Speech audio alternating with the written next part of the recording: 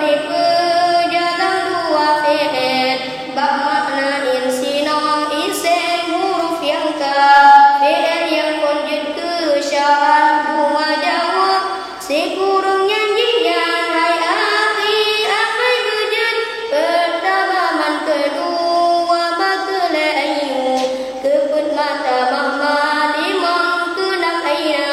yang ketujuh lafai anna wahirakan dan asuma yang ke-8 9 hikmah doa ke-8 kunpa isem berdaturi nasab tamnyan akan isem nakiraji asyarakan bermurakab dengan wahidan atau isnan hingga bedrok batis adan dan isyuna hingga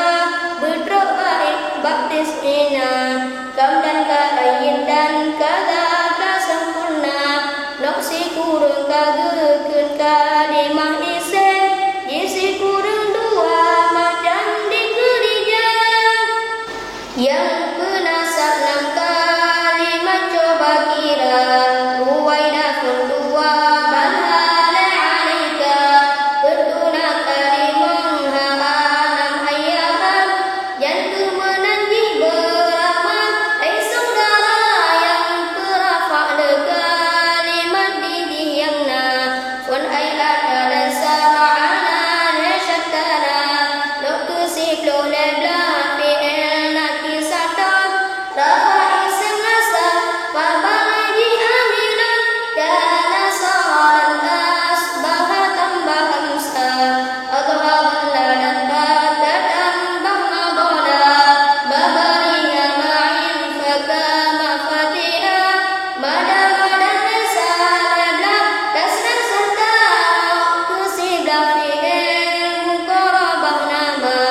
wafa isem nasab kabar didih yang na asa yang pun dua kadale usyaka berqarabah takira banduk tanah doa dua belakun ko fi'il bertaturi fi'il maddah dan tamdama wahi akhi beramal rafa isem jene ma'rifah gan arif dan didih mahfuz maddah dan tam yang pun ni'ma dua bisa kelesaan berhabara uji ila didih makna lo kelegah tujuh fi'il wahirakan syaki dan yakini didih dua macam dimat pula dua isem wahidara yang kedua ibarat pun menang sabar bandung jika maf'ul di penasab menang surah kegepegang dalam kitab pun asif tu dua ketule galanku keteraitu limang alim tu nam wajah tu dan da'atu yang ketujuh halalain kabe bandung banglet lana ulang nazim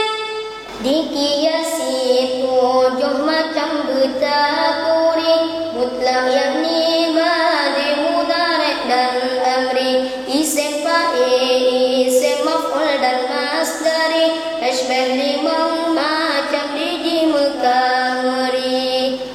yang keenam tip-tip isem yang gemudhaf ke ma'rifah dan nakirah sama saja yang ketujuh isem yang tam dan tergaya beridhafah hanya ke jumlah kiasiyah di maknawi didih dua wahi akhi pun ke amal ba'a mubtada dan khabari yang kedua amal fi'il mudhari'i yakni jatuh fi'il pada tempat ismi silituhnya tak menghajat mendung urut bak kenal dan isti'man ibad ma'mul amin amin ya rabbana ighfir lana dekaan pun dosa kamu ube yang na lebih taufik dan hidayah lebih lindung ni bab balau beraya ansor tangguh lebih taufik dan hidayah lebih tambah